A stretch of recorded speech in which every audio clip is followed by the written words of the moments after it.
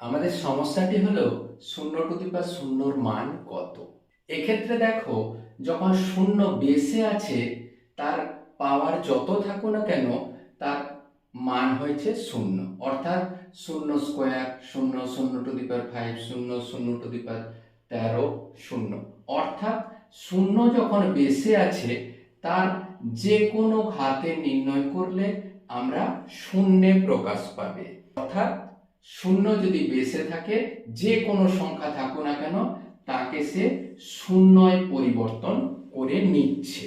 আবার একইভাবে 0 যদি পাওয়ারে থাকে যে কোনো সংখ্যা, দেখো 1^01, 2^01, 5^01 বা 13^01, এক্ষেত্রে দেখো যে কোনো সংখ্যা আমরা যদি বিবেচনা করি তার যদি পাওয়ার 0 থাকে তাহলে সমস্ত রাশিকে দেখো একে পরিবর্তন করছে। অর্থাৎ 0 যদি পাওয়ারে থাকে সেটাকে আমরা একে পরিবর্তন করছে। তাহলে এই ধরনের দুই ধরনের গণিতের সংজ্ঞায় একটা সংঘর্ষ তৈরি হচ্ছে। কি?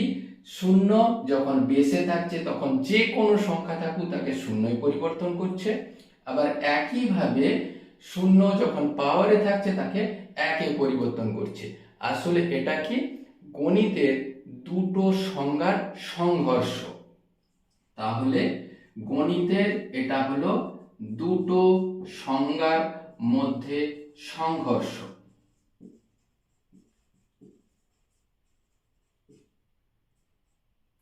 এই ধরনের যখন কন্ডিশন আসবে তখন গণিতে একে কোনো সংজ্ঞা দেওয়া হবে না।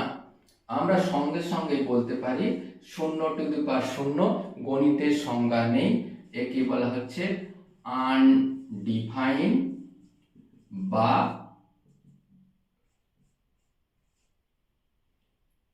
নট ডিফাইন্ড, বা আমরা বাংলায় বলতে পারি